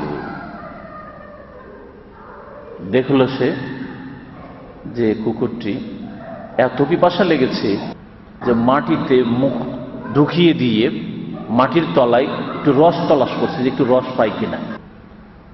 মাটি সরিয়ে দিয়ে, সেটা মাটি সরালে যদি একটু রসাল মাটি থাকে, নরম মাটি থাকে, তাহলে কিছু মাটি সরিয়ে পানি পাওয়া যেতে পারে। এইরকম চেষ্টা করছে। পাশে ছিল এক কূপ, সেখানে গেল, বালতি নেই, তখন নিজের জুতো দিয়ে পানি উঠিয়ে পান করিয়ে দিল। ফাসাকাতিল কালবা, কুকুরকে পানি পান করিয়ে দিল। ফাগাফারাল্লাহু লাহা, আল্লাহ পাক ওকে মাফ করে দিলেন। কেন মাফ করেছিলেন? শুধু এই আমল না তার আগে অন্তরের আমল আছে? এগুলো জিনিস অনেকে বোঝার চেষ্টা করেন না। একটা হচ্ছে বাহ্যিক আমল, তার হাত পায়ের আমল, যে তার দুই পা হেঁটে গেল ওই কুয়োটার কাছে, তারপরে হাতে পানি উঠালো, তারপরে পানিটা নিয়ে পেশ করলো কুকুরের সামনে, তাই না? কিন্তু তার আগে তার অন্তর যে আল্লাহর দিকে ধাবিত হয়েছে, তার অন্তরের অবস্থা যে আল্লাহ জেনেছেন, যে কি অন্তর নিয়ে এই মহিলা কুকুরকে পানি পান করাতে এসছে। সে অনুতপ্ত হয়েছে গুনার ওপর, সারা জীবন অনেক পাপ করেছি, আমাকে আল্লাহর কাছে এই গুনাহ থেকে মুক্ত হওয়ার জন্য কিছু করতে হবে। সেই অন্তরের অবস্থা আমি আপনি জানি না, আল্লাহ পাক জানেন। আল্লাহ পাক সাহাবায়ে কেরামদের সম্পর্কে, যেখানে হুদায়বিয়ার সন্ধির সময় নবী করিম সাল্লাল্লাহু আলাইহি ওয়াসাল্লামের সাথে তারা শপথ করেছিলেন মক্কার মুশরিকদের বিরুদ্ধে আল্লাহর রাস্তায় জিহাদ করার জন্য, সেখানে আল্লাহ পাক বলেছেন আয়াতে যে আল্লাহ ওই মুমিনদের উপর রাজি হয়ে গেছেন। লাকাদ রাদিয়াল্লাহু আনিল মুমিনিনা ইয ইউবাইউনাকা তাহতা আশ-শাজারা ফাআলিমা মা ফি কুলুবিহিম, তাদের অন্তরে যে কি ছিল আল্লাহ জেনে গেছেন। এই বিষয়টি এখানে আমি বলতে চাইছি যে আল্লাহ তাদের অন্তরের অবস্থা জেনে গেছেন। আমি জানি না, আপনি জানেন না, কিন্তু তার অন্তরের অবস্থা আল্লাহ পাক ভালো জানেন, যে কি অন্তর নিয়ে পানি পান করাতে এসেছে মহিলা। অন্তর যখন আল্লাহর দিকে ধাবিত হয়েছে, তখন আল্লাহ পাক রব্বুল আলামিন ওই মহিলাকে মাফ করে দিয়েছেন। এখন পাপিষ্ঠ লোক এই ঘটনা পেশ করবে, যে বলবে যে আমি জীবনে একবার কখনো পানি পান করিয়ে দিব, দিয়ে আমার 7 খুন মাফ হয়ে যাবে, এটা কি হবে? হ্যাঁ, তোমার অন্তর অবস্থা কেমন, সেটার উপর ফয়সালা হবে। আল্লাহ পাক তোমার অন্তরও যদি ওই খারাপ মহিলার মতো দেখেন যে অন্তর পরিষ্কার হয়ে আল্লাহর দিকে ধাবিত হয়ে এসছো এই নেক আমলে, আর এরকম সুযোগও আবার পেয়েছো, এটাও তো একটা বিষয়, যে মতের আগে সুযোগ পেলে কিনা কোন এক সময় ভালো কাজ করে দেবো, কোন এক সময় ভালো কাজ করব, তারপরে মাফ হয়ে যাবে, তাহলে তো ধোঁকাবাজ। তোমার অন্তরই পরিষ্কার নেই, তারপরে ওই সময় হয়তো তোমার নসিবেই হইল না। এইরকম বহু ঘটনায় রয়েছে তওবার। নবী করিম সাল্লাল্লাহু আলাইহি ওয়াসাল্লামের জামানায় মদিনায় তওবা করেছে সাহাবী মাইজ বিন মালিক আল আসলামী রাদিয়াল্লাহু তাআলা। নবী করিম সাল্লাল্লাহু আলাইহি ওয়াসাল্লাম তার তওবা সম্পর্কে, সংসার করা হইল জিনার অপরাধী, তারপর নবী সাল্লাল্লাহু আলাইহি ওয়াসাল্লাম বলছেন যে এমন তওবা করেছে যে যদি বড় পাপী যারা দুনিয়ার, যারা মানুষের কাছ থেকে ট্যাক্স আদায় করে, তাদের মাঝে বিতরণ করে দেওয়া হয়তো, তাদেরও মাফ হয়ে যেত। সারা দুনিয়াতে যত ট্যাক্স গ্রহণকারী জালেমরা আছে, মানুষের হক নষ্ট করেছে, মানুষের হক নষ্ট করলে মাফ হয় না, তাদেরকে যদি ভাগ করে দিয়ে দেওয়া হয়তো এই সাহাবীর তওবা, তাহলে তাদের মাফ হয়ে যেত। তাহলে আল্লাহ পাক অন্তরের অবস্থা জেনেছেন, নবীকে জানিয়েছেন, তারপরে তো না হলে এই ব্যক্তির তওবা কেমন ধরনের ছিল, তার কোয়ালিটি কেমন ছিল, কি করে আপনি জানবেন? এই জন্য অন্তর প্রথম আল্লাহর দিকে ধাবিত হইতে হবে। তওবা এবং ইস্তিগফারের মাধ্যমে আল্লাহর আযাব দূর হয়ে যায়, দুনিয়ারও আযাব দূর হয়ে যায়, আর আখিরাতের আযাবও দূর হয়ে যায়। তাহলে দুনিয়ার ক্ষেত্রে যেসব বালা মুসিবত আসছে, তখনই আপনি আল্লাহর কাছে বেশি বেশি তওবা করেন, ইস্তিগফার করেন, আল্লাহর কাছে মাফ চান, আল্লাহ বালা মুসিবত দূর করে দিবেন। আপনার ছেলে মেয়ে অসুস্থ হয়েছে, আপনার স্ত্রী অবাধ্য হয়েছে, আপনার ছেলে মেয়েরা অবাধ্য হয়েছে, আপনার ছেলে মেয়েরা পড়াশোনা মন দিয়ে করছে না, আপনার ছেলে মেয়েরা খারাপ হয়ে যাচ্ছে, ছেলে মেয়ে নামাজ ধরছে না, অথচ আপনি চান যে আমার ছেলে মেয়ে নামাজি হোক, তাহলে আপনি নিজের দোষ খুঁজে দেখেন, আল্লাহর কাছে তওবা করেন, ইস্তিগফার করেন, আল্লাহ পাক রব্বুল আলামিন এই দুনিয়ার আযাবকে আপনার থেকে উঠিয়ে নেবেন। দুনিয়ার আযাব, আপনার ছেলেরা আপনার চোখের সামনে অসৎ হয়ে যাচ্ছে, আপনার ছেলেরা আপনি চান যে শিক্ষিত হোক, সব জাহেল মূর্খ হয়ে যাচ্ছে, আল্লাহ পাক আযাব উঠিয়ে নেবেন। এরকম বহু বিষয় রয়েছে। তৃতীয় উপায় আল্লাহর আযাব দূর করার, সেটা হচ্ছে যে অধিক পরিমাণে নেকি করা। বেশি বেশি নেকি করবেন, তাহলে গুনাহ দূর হয়ে যাবে। বেশি বেশি নেকি করলে যখন গুনাহ দূর হবে আর নেকির ব্যালেন্স বাড়বে, তখন আল্লাহ পাক দুনিয়ার আযাব উঠিয়ে নেবেন আর আখিরাতের আযাবও আল্লাহ দূর করে দেবেন। কোরআনে কারীমের সূরা হুদের আয়াত নম্বর 114 আল্লাহ পাক ইরশাদ করেছেন, ওয়া আকিমিস সালাতা তারফাইন নাহার ওয়া যুলাফা মিনাল লাইল। আল্লাহ বলছেন, হে নবী, তুমি সালাত কায়েম করো, নামাজ পড়ো। তারফাইন নাহার, দিনের দুই দিকে, এই বেলা ও বেলায় তারফাইন নাহার। ওয়া যুলাফা মিনাল লাইল, রাতের কিছু অংশে। দিনের দুই দিকে মানে ফজর নামাজ আর জাওয়ালের পরে, মাথার উপর থেকে সূর্য গড়ার পরে, সেজন্য যোহর আসর নামাজ। যুলাফা মিনাল লাইল, রাতের কিছু অংশে। আর বাকি থাকলো পাঁচ ওয়াক্তে মাগরিব এশা, রাতের কিছু অংশে মানে মাগরিব এশা। তাফসীর কারগণ বলেছেন, আল্লাহ পাক রব্বুল আলামিন এই আয়াতের দুটো শব্দে, তারফাইন নাহারে দিনের এবেলা ও বেলায়, আর যুলাফা মিনাল লাইল রাতের কিছু অংশে, এতেই আল্লাহ পাঁচ ওয়াক্ত নামাজের দিকে ইঙ্গিত করে দিয়েছেন। পাঁচ শব্দ কোরআনে কারীমে আল্লাহ বলেনি, কিন্তু নবী করিম সাল্লাল্লাহু আলাইহি ওয়াসাল্লাম যখন মেরাজ থেকে আসলেন, 50 থেকে ডিসকাউন্ট হতে হতে হতে হতে আল্লাহ 5 করলেন। আর বললেন, এই 5 যেই ব্যক্তি আদায় করবে তোমার উম্মতের, তাকে আমি কত দেব? 50-এরই নেকি দেব। এই জন্য প্রথম 50 দিয়ে আল্লাহ শুরু করেছেন। আল্লাহ 50 দিয়ে এই জন্য শুরু করেছেন যে আদায় 5ই করবে, আল্লাহর এলিমেন্ট ছিল, কিন্তু আমি নেকিও ওদের 50-এরই দেব। ইন্নাল হাসানাত ইউযহিবুনা সাইয়্যাত, আল্লাহ বলছেন নিশ্চয়ই নেকিগুলি দূর করে দেই গুনাহগুলিকে। ইন্নাল হাসানাতে ইউযহিবুনা সাইয়্যাতি, নিশ্চয় নেকিগুলিতে কি করে? গুনাহগুলিকে ইউযহিবুনা, দূর করে দেয়। তাহলে বেশি বেশি মানুষ নেকি করলে গুনাহ দূর হয়ে যায়, আর গুনাহই হচ্ছে দুনিয়ার এবং আখিরাতের আযাবের কারণ। সুতরাং আযাবও দূর হয়ে যাবে। যালিকা যিকরা লিয-যাকিরিন, এ তো রয়েছে উপদেশ গ্রহণকারীদের জন্য উপদেশ। নবী করিম সাল্লাল্লাহু আলাইহি ওয়াসাল্লামের হাদিস, as-সালাওয়াতুল খামস, 5 ওয়াক্ত নামাজ যারা পড়বে, ওয়াল জুমাতু ইলাল জুমআ, এবং জুমার নামাজ পড়বে, ও রমাজান ইলা রমাজান, এবং রমজান মাসের সিয়াম কিয়াম আদায় করবে, মুকাফফিরাতুন লিমা বাইনাহুন, তাহলে এর মাঝে যে গুনাহগুলি হবে এর কাফফারা হয়ে যাবে। কাফফারা মানে গুনাহ মাফ হয়ে যাবে। তাহলে 5 ওয়াক্ত নামাজ কায়েম করেন, জুমার নামাজ পড়েন, রমজান মাসের সিয়াম কিয়াম পালন করেন, নেক আমল করেন। এর মাঝে যে ভুল ভ্রান্তি হবে, তার মানে বড় বড় গুনাহ করে বসে থাকেন না আপনি, কাবিরা গুনাহ করে বসে থাকেন, অনিচ্ছাকৃত গুনাহ হয়ে যাচ্ছে, হ্যাঁ, সাগিরা গুনাহ, ছোট গুনাহ হয়ে যাচ্ছে, ছোট গুনাহই হয়তো পাহাড় হয়ে কাবিরা হয়ে বসে আছে। মুকাফফিরাতুন লিমা বাইনাহুন, এর মাঝের গুনাহগুলির কাফফারা হয়ে যাবে, গুনাহগুলিকে মোচন করে দেবে। ইযাজতুনিবাতিল কাবায়িরু, শর্ত হচ্ছে যদি কাবিরা গুনাহ থেকে বেঁচে থাকে। তাহলে কখনো ভাববেন না যে কাবিরা গুনাহ করব আর জুমা দিয়ে মাপ, রমজান দিয়ে মাপ, 5 ওয়াক্ত নামাজ দিয়ে মাপ, কখনো না। কাবিরা গুনাহ থেকে যদি বেঁচে থাকে, তাহলে ছোট ছোট গুনাহগুলিকে আল্লাহ পাক রব্বুল আলামিন মাফ করে দেবেন এর মাধ্যমে। সহিহ মুসলিমের হাদিস। তাহলে নেকির দ্বারা আল্লাহর আযাব দূর হয়, গুনাহ দূর হয়, আর আযাব দূর হয়। নবী সাল্লাল্লাহু আলাইহি ওয়াসাল্লাম রমজান মাসের সিয়াম সম্পর্কে, আর রমজান মাসের কিয়াম তারাবি সম্পর্কে, লাইলাতুল কদর সম্পর্কে, এই 3টি বিষয় সম্পর্কে বলেছেন, মান সামা রমাদানা ঈমানান ওয়া ইহতিসাবান গুফিরা লাহু মা তাকাদ্দাম। যে ব্যক্তি রমজান মাসের সিয়াম আদায় করবে, আল্লাহর প্রতি বিশ্বাস রেখে নেকির আশায়, তার অতীতের গুনাহ মাফ করে দেওয়া হবে। তাহলে মানুষের নেকিতে অতীতের গুনাহ মাফ হয়, আর গুনাহ মাফ হয়ে গেলে আর আল্লাহ পাক আযাব দেন না, আল্লাহ আযাব দেন না। চতুর্থ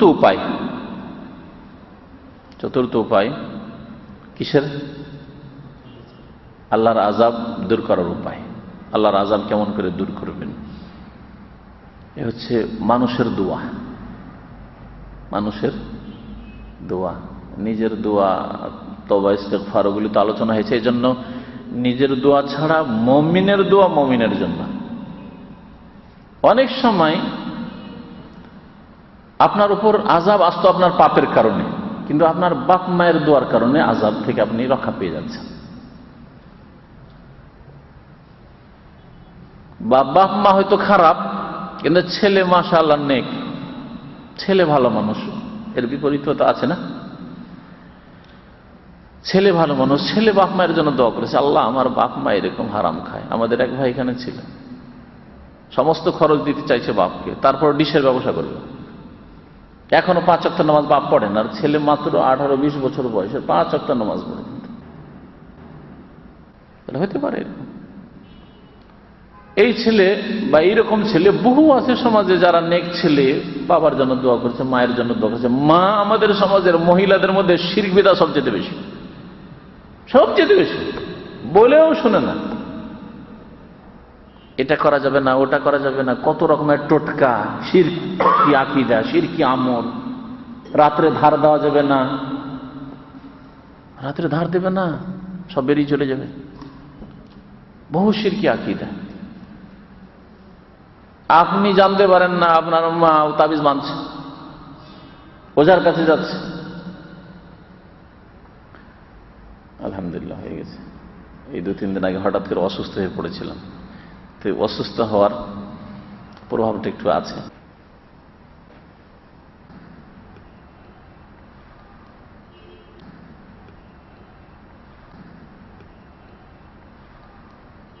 কি বলছিলাম, যে মুমিনের দোয়ায় আল্লাহর আযাব দূর হয়। বাপ মা বেশি আন্তরিকতার সাথে ছেলে মেয়েদের জন্য দোয়া করে, আপনজনের জন্য আন্তরিকতার সাথে দোয়া করে, সেই জন্য এই উদাহরণগুলি দিলাম। এছাড়া যে কোনো মুমিনের জন্য যে দোয়া করে, যে কোনো মুমিন, এই জন্য আল্লাহ কোরআনে কারিমে দোয়া শিখিয়েছেন, রাব্বানা ইগফির লানা ওয়া লিইখওয়ানিনা আল্লাযীনা সাবাকুনা বিল ঈমান। আল্লাহ আমাদের মাফ করে দাও, আর আমাদের পুরো যেসব মুমিন মুমিনাত চলে গেছে আল্লাহ তাদেরকে মাফ করে দাও, তাদেরকে আযাব দিও না। আল্লাহ দুনিয়া থেকে চলে গেল, আখিরাতের আযাব তো আছে, আল্লাহ ওদেরকে আখিরাতের আযাব দিও না। তো মুমিন ভাইয়ের জন্য যদি দোয়া করে, বিশেষ করে মওতের সময় জানাজার মধ্যে যে দোয়া, এই এক দোয়া। তারপরে দাফন করে দেওয়ার পরে নবী করিম সাল্লাল্লাহু আলাইহি ওয়াসাল্লাম বলেছেন যে আখলিসু লাহু দুআ, এখন খুলুসিয়াতের সাথে খুব ভালো করে মন লাগিয়ে আল্লাহর কাছে দোয়া করো, কিন্তু সম্মিলিত মোনাজাত এটা কোনো হাদিসে নেই। বাকি এমনি দোয়া মাইয়াতকে দাফন করার পরে একা একা নবী করিম সাল্লাল্লাহু আলাইহি ওয়াসাল্লামের হুকুম আছে। আয়েশা রাদিয়াল্লাহু তাআলা আনহা থেকে বর্ণিত, নবী সাল্লাল্লাহু আলাইহি ওয়াসাল্লাম বলেছেন, মা মিন মাইয়িতিন ইউসাল্লি আলাইহি উম্মাতুন মিনাল মুসলিমিন, যে কোনো মাইয়িত, মৃত মানুষ, যদি তার উপর মুসলিমদের একটি দল জানাজার নামাজ পড়ে, ইয়াবলুগুনা মিয়া, আর বিশেষ করে তাদের সংখ্যা যদি 100 হয়ে যায়, আর হাদিসে 40-এর কথা আছে, যদি 100 হয়ে যায়, কুল্লুহুম ইয়াশফাউনা লাহু, আর তারা সকলে যদি ওই 100 মানুষ এই মৃত ব্যক্তি মাইয়াতের জানাজায় গিয়ে তার জন্য আল্লাহর কাছে সুপারিশ করবেন, দোয়া করে, আল্লাহ তুমি মাফ করে দাও, আল্লাহ মাগফির হাইয়িনা ওয়া মাইয়াতিনা ওয়া শাহিদিনা ওয়া গায়িবিনা, আল্লাহ মাগফির লাহু ওয়ারহামহু ওয়াফিহি ওয়াফু আনহু, আল্লাহ এই মাইয়াতকে তুমি মাফ করে দাও। এই যদি আল্লাহর কাছে দোয়া করে, ইল্লা শুফিউ ফিহি, তাহলে তাদের সুপারিশ কবুল করা হবে, অর্থাৎ তাদের দোয়া কবুল করা হবে। তাদের দোয়া যখন কবুল হলো, তাহলে কবর আযাব দূর হবে অথবা হালকা হবে। যদি বেশি শাস্তি পাওয়ার যোগ্য হয় তাহলে হয়তো দূর হবে না পুরোপুরি, কিন্তু হালকা হবে।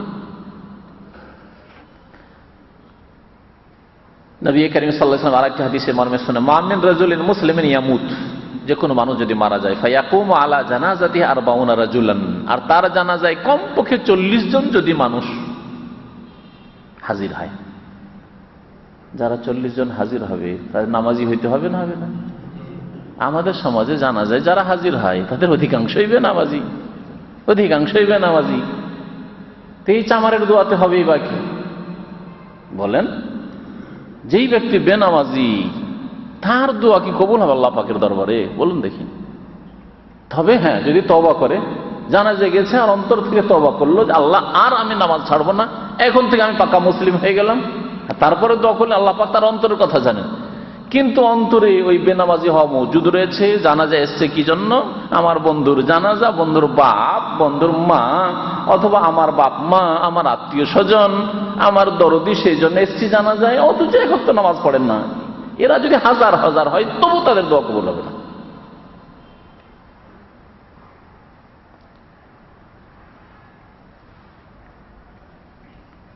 যদি 40 জন সত্যিকার অর্থে মুসলিম যারা ফরজ ওয়াজিব আদায় করে, কমপক্ষে হারাম কাবিরা গুনাহ থেকে বেঁচে থাকে, যেগুলি দোয়া কবুল হয়, বাধা, হারাম খাই না, হারাম পড়ে না, লা ইউশরিকুনা বিল্লাহি শাইআন, দেখেন আল্লাহর সাথে শিরিক করে না, খবর মাজারে সেজদাকারী, পীর পূজারী, মাজার পূজারী যদি হয়, এদের হাজার হাজার এসেই বলাম কি হবে? লা ইউশরিকুনা বিল্লাহি শাইআন, আল্লাহর সাথে শিরিক করে না এরা। যদি এই রকম লোক 40 জন হাজির হয়ে জানা যায়, তাহলে ইল্লা শাফাহুমুল্লাহু ফিহি, আল্লাহ পাক রব্বুল আলামিন ওই মৃত ব্যক্তির সম্পর্কে তাদের শাফাত, তাদের সুপারিশ মানে দোয়া কবুল করবেন। সুপারিশ হচ্ছে আল্লাহর কাছে দোয়া। কিয়ামতের দিনে নবী করিম সাল্লাল্লাহু আলাইহি ওয়াসাল্লাম যে শাফাত করবে সেটা হচ্ছে দোয়া। দোয়া আল্লাহর কাছে দোয়া করবেন সিজদায় পড়ে, যে আল্লাহ আমার উম্মতের যে সব লোক জাহান্নামে চলে গেছে, আল্লাহ ওদেরকে তুমি মাফ করো, ওদেরকে জান্নাত দাও, জাহান্নাম থেকে উদ্ধার করো। এই হাদিস সহিহ মুসলিম রয়েছে। তাহলে মুমিনের জন্য দোয়া করবে। মারা গেছে দাদা দাদি, নানা নানি, অনেক পুরাতন হয়ে গেছে, ভুলে যেন না, তাদের জন্য দোয়া করেন। হয়তো আপনার দোয়ার কারণে তাদের গুনাহ খাতা মাফ হবে, কবর আযাব দূর হয়ে যাবে, আর আখিরাতের আযাব দূর হয়ে যাবে, হাশরের মাঠের আযাব দূর হয়ে যাবে, জাহান্নামের আযাব দূর হয়ে যাবে। 5 নম্বর উপায় আল্লাহর আযাব দূর করার, তা হচ্ছে মাইয়াতের জন্য যদি যারা জীবিত আছে তারা কিছু নেক আমল করে পাঠাবার চেষ্টা করে, কিছু নেক আমল করে পাঠাবার চেষ্টা করে। এই বিষয়ের উপর একটা বক্তব্যই আমার আছে, মৃত ব্যক্তির জন্য করণীয় 1-1.5 ঘন্টার বক্তব্য আছে। কি করবেন সুন্নতি তরিকায়, কোরআন এবং হাদিসের আলোকে, আর কি করবেন না। কারণ আমাদের দেশে যেগুলি করণীয় কোরআন হাদিসের আলোকে সেগুলি করে না, আর যেগুলি বিদাতি কাজ সেগুলি করে, বিদাতি কাজ সেগুলি করে। মিলাদ করা, মারা গেছে কেউ মিলাদ করবে, মারা গেছে কেউ কোরআন খানি করবে, দিয়ে কোরআন বক্সাবে। নবী করিম সাল্লাল্লাহু আলাইহি ওয়াসাল্লাম তার সাহাবায়ে কেরামদের জীবনের কোনো একটি নজির নেই যে নবী সাল্লাল্লাহু আলাইহি ওয়াসাল্লামের সামনে তার স্ত্রী খাদিজা রাদিয়াল্লাহু তাআলা আনহা মারা গেছে, তার 4 মেয়ের 3 মেয়ে মারা গেছে, সুতরাং এদেরকে কোরআন পড়ে বক্সায়, মানে কোরআন পড়ে নেকিটা তাদেরকে পাঠাই। এই তরিকা যদি থাকতো তো নবী সাল্লাল্লাহু আলাইহি ওয়াসাল্লাম এতে কেন কৃপণতা করবেন?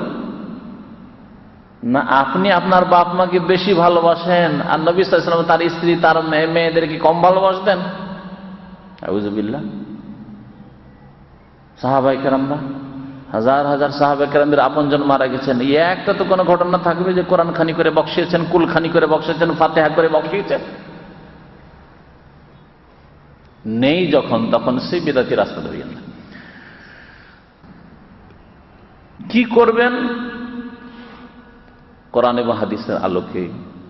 যেমন হয়তো হজ ফরজ হয়েছিল, করছি, মরে গেছে, হজ করা তৌফিক হয়নি, হজটা করে নেন। সৌদি আরবে এসছেন, বাপের হজ বাকি ছিল, মায়ের হজ বাকি ছিল, তাদের হজ ফরজ ছিল, আল্লাহর কাছে ধরা পড়ে আছে, আসামির কাঠগড়ায় হাজির হয়ে আছে, আযাব শাস্তি হচ্ছে ওই কারণে। হজ হয়তো তাদের 30 বছর বয়সে হয়ে গেছে, আর 60 বছর 70 বছর বয়সে অনেকে আমার দেশে মারা যাচ্ছে, হজই করে দুনিয়া থেকে বিদায় বিনা হজ, বদল হজ করেন। উমরা, নেকি পৌঁছাবার এগুলি হয়েছে রাস্তা।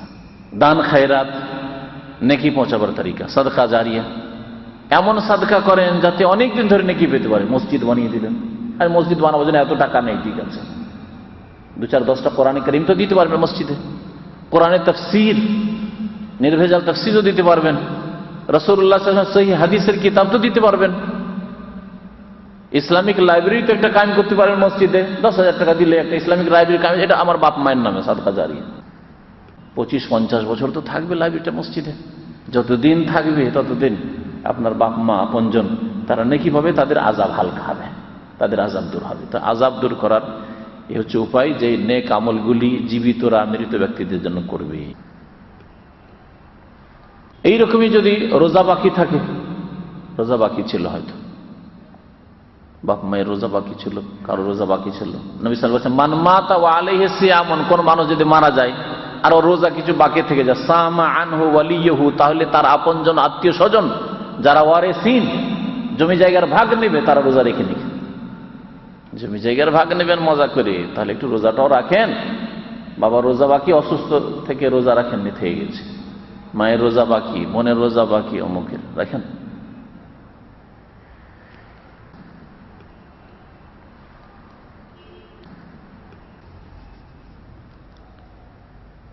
ছয় নম্বর উপায় আল্লাহ পাক রব্বুল আলামিনের আযাব দূর করার, দুনিয়ার অথবা আখিরাতের আযাব দূর হয়। তা হচ্ছে নবী করিম সাল্লাল্লাহু আলাইহি ওয়াসাল্লামের শাফাআত। নবী করিম সাল্লাল্লাহু আলাইহি ওয়াসাল্লামের শাফাআত, সেটা কিয়ামতের দিন হবে, বিশেষ করে আখিরাতের আযাব সম্পর্কে। যখন শাফাআতের কথা হচ্ছে তখন আখিরাতের আযাব, যখন মওতের সময় মাইয়াতের জন্য দোয়ার কথা হচ্ছে তখন আখিরাতের আযাব। দুনিয়া থেকে বিদায়, দুনিয়াতে যা করেছে, অনেকে দুনিয়াতে বড় বড় পাপ করেছে, দুনিয়াতে শাস্তি পায়নি, হয়তো ও বুঝতেই পারেনি যে আল্লাহ ওকে ছাড় দিয়েছিল। আর আখিরাতের আযাবটা তো আছে অবধারিত।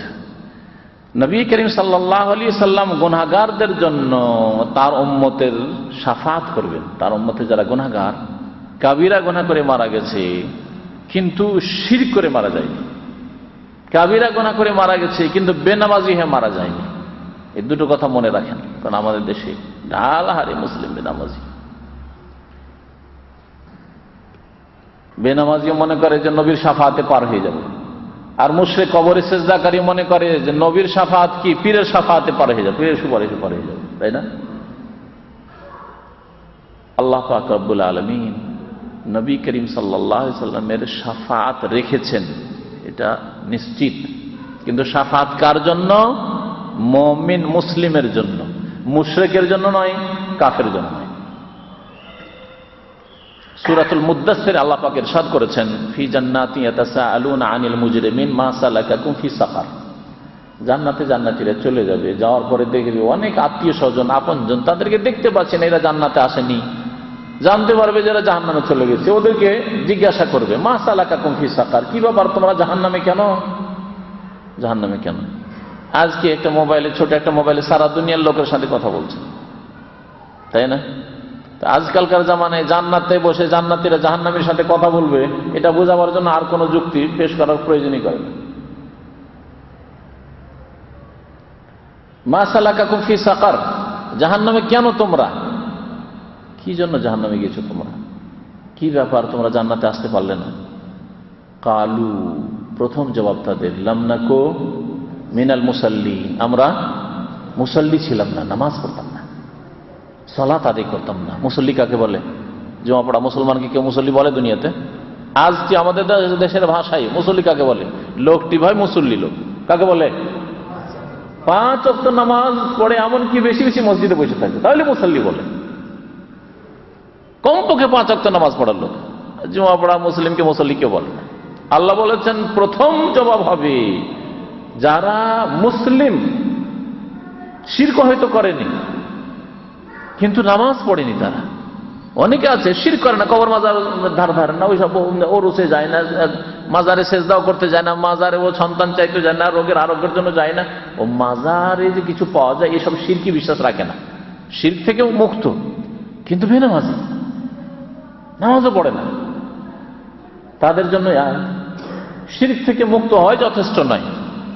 জবাবে তারা বলবে সেই দিন জাহান্নাম থেকে, লাম নাকু মিনাল মুসাল্লিন, আমরা নামাজ পড়তাম না, ওয়ালাম নাকু নুতিমুল মিসকিন, আর আমরা যাকাত দিতাম না, মিসকিনকে দিতাম না, মানে যাকাত খাওয়াইতাম না মিসকিনকে, তার মানে ফরজ যে খাওয়াতে হবে মিসকিনকে, তা হচ্ছে যাকাত দেওয়া, দিতাম না। এভাবে আরো কয়েকটি অপরাধের কথা তারা উল্লেখ করবে। আর মুশরিকদের সম্পর্কে আল্লাহ পাক রব্বুল আলামিন কোরআনে কারীমের বেশ কিছু আয়াত রয়েছে যাদের সম্পর্কে বলেছেন যে তাদের জন্য কোনো শাফাআত নেই। ওয়ালা ইয়াশফাউনা ইল্লা লিমান ইরতাযা, আল্লাহর দরবারে কেউ সুপারিশ করবে না তবে ওই ব্যক্তির জন্য যার জন্য আল্লাহ রাজি হবেন। আল্লাহ কাফেরের জন্য, মুশরিকের জন্য কখনো রাজি হবেন না। ওয়ালা ইয়ারদা লিইবাদিহিল কুফর, আল্লাহ বান্দার জন্য কখনো কুফরের উপর রাজি হতে পারেন না, আল্লাহ কোরআনে কারীমে বলেছেন। এই কোরআনে কারীমের আয়াত। নবী করিম সাল্লাল্লাহু আলাইহি সাল্লামের শাফাআতের মাধ্যমে অনেকে জাহান্নামে চলে যেত, যদি শাফাআত না হইতো জাহান্নাম থেকে বেঁচে যাবে। অনেকে জাহান্নামে যাওয়ার পরে দীর্ঘদিন জাহান্নামে থাকতে হইতো, কিন্তু অল্প কিছুদিন জাহান্নাম থেকে রক্ষা পেয়ে যাবে নবী করিম সাল্লাল্লাহু আলাইহি সাল্লামের শাফাআতে। নবী করিম সাল্লাল্লাহু আলাইহি সাল্লামের একটি হাদিস রয়েছে, শাফাআত সম্পর্কে বহু হাদিস রয়েছে। শাফাআতি লি আহলিল কাবায়ের মিন উম্মতি, আমার সুপারিশ হবে আমার উম্মতের যারা কাবিরা গুনাহকারী তাদের জন্য। কাবিরা গুনাহ করেছে, মিথ্যা বলেছে, চুগলখড়ি করেছে, গীবত করেছে, পেশাব থেকে বাঁচেনি, বহু এরকম হারাম নাজায়েজ কাজ করেছে, হারাম নাজায়েজ দেখেছে, হারাম নাজায়েজ শুনেছে, কিন্তু তারা মুশরিক নয়, তারা বেনামাজি নয়, তাদের জন্য শাফাআত হবে। নবী করিম সাল্লাল্লাহু আলাইহি ওয়াসাল্লামের আরেকটি হাদিস শোনায়, সহিহ বুখারীতে রয়েছে, আর এটাও সহিহ বুখারী মুসলিম হাদিস। মান আসআদুন নাস বিশাফাআতিকা ইয়া রাসূলুল্লাহ, নবী করিম সাল্লাল্লাহু আলাইহি ওয়াসাল্লামকে সাহাবারা জিজ্ঞাসা করলেন, ইয়া রাসূলুল্লাহ, হে আল্লাহর রাসূল, আপনার শাফাআত দিয়ে, সুপারিশ দিয়ে কে ভাগ্যবান হবে? মানে আপনার সুপারিশ কে পেয়ে ভাগ্যবান হবে? নবী সাল্লাল্লাহু আলাইহি ওয়াসাল্লাম বলেছিলেন, আসআদুন নাস বিশাফাআতি মান ক্বালা লা ইলাহা ইল্লাল্লাহ খালিসাম মিন কলবিহি, আমার শাফাতের অধিক হকদার, আমার শাফাত পেয়ে ধন্য হবে, আমার শাফাত সুপারিশ পেয়ে ভাগ্যবান হবে, আসাদুন নাস বিশাফাতি ইয়াউমাল কিয়ামতি, কিয়ামতের দিনে, মান ক্বালা লা ইলাহা ইল্লাল্লাহ, যে ব্যক্তি বলবে আল্লাহ ছাড়া কেউ আমার মাবুদ নেই, আমার ইবাদত সিজদা একমাত্র আল্লাহর জন্য, আমার ইবাদত দোয়া একমাত্র আল্লাহর জন্য, আমার ইবাদত জবাই করা একমাত্র আল্লাহর জন্য, পীরের জন্য নয়, মাজারের জন্য নয়, ওরসে গিয়ে নয়, আমার ইবাদত হচ্ছে ফরিয়াদ, একমাত্র আল্লাহকে ডাকবো, ফরিয়াদ করে আল্লাহর কাছে, ইয়া গাউসুল আজম বলবো না, ইয়া খাজা বাবা নয়, বাবার দরবারে গেলে পাওয়া যায়। এইসব শিরকি আকীদা অন্তরেও ছিল না, আর মুখেও কোনোদিন বলেন। মান ক্বালা লা ইলাহা ইল্লাল্লাহ, যেই ব্যক্তি বলেছে, মন্ত্র পাঠ করেনি, যে বলেছে আল্লাহ ছাড়া কেউ আর মাবুদ নেই,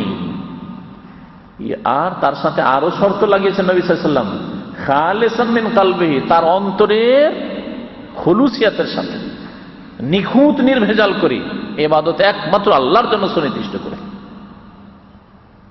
তাহলে শাফাআত পাবে। 7 নম্বরের উপায় আল্লাহর আযাব থেকে বাঁচার, তা হচ্ছে দুনিয়ার বালা মুসিবত।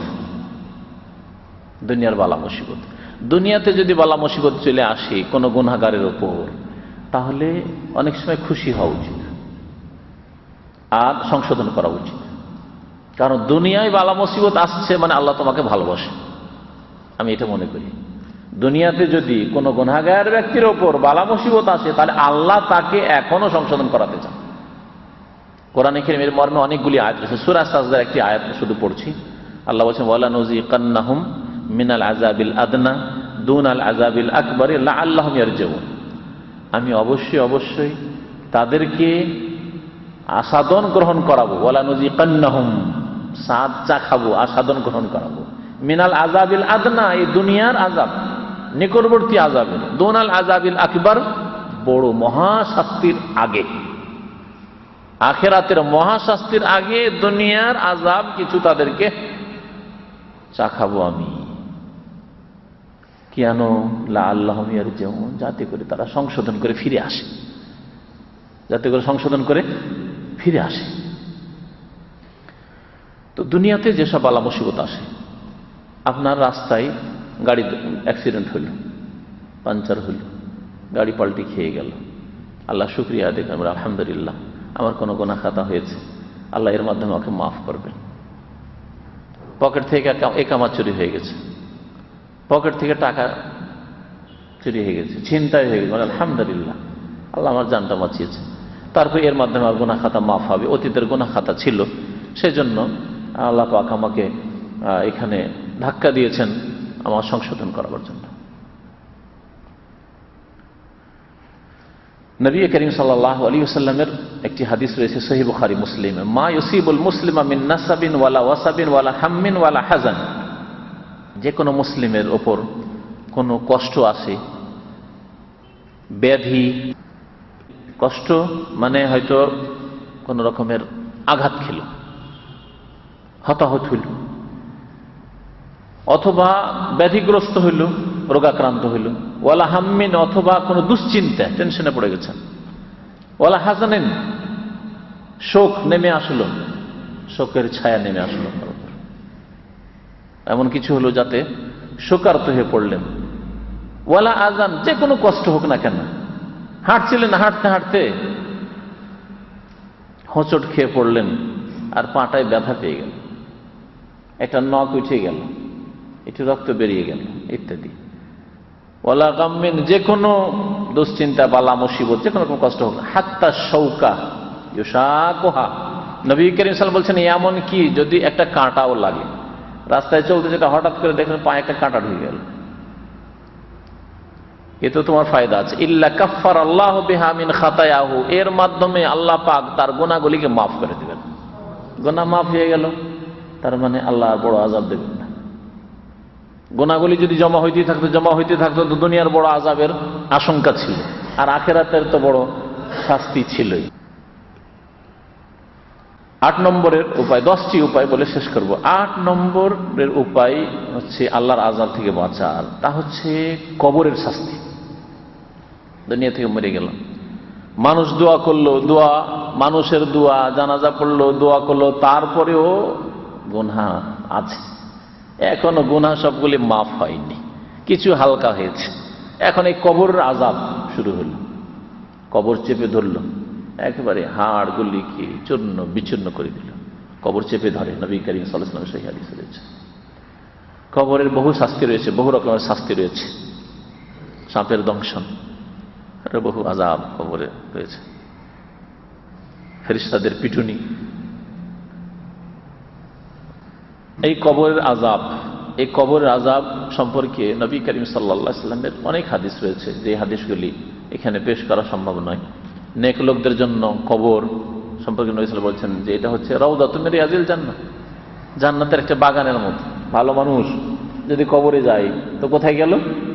জান্নাতের বাগানে গেল। আও হুফরাতুম মিন হুফারিন নার, অথবা জাহান্নামের একটি গর্ত। পাপীর জন্য, গুনাহগারের জন্য, বেনামাজির জন্য, মুশরিকের জন্য, অন্যায়কারীদের জন্য, জালেমের জন্য হচ্ছে জাহান্নামের গর্ত। জাহান্নামের কবরে রেখে আসলেন মানে জাহান্নামের গর্তে রেখে আসলেন। আপনার বাবা ধার্মিক, আপনার ছেলে ভালো, আপনার স্ত্রীর নেক, তাহলে তাকে জান্নাতের বাগানে রেখে আসলেন। আর যদি এর বিপরীত হয় তাহলে জাহান্নামের গর্তে ফেলে আসলেন, আর আসতে হবে ফেলে, উপায় নেই। যেখানে রাখেন না কেন আল্লাহর আযাব, এই কবর আযাব হবে।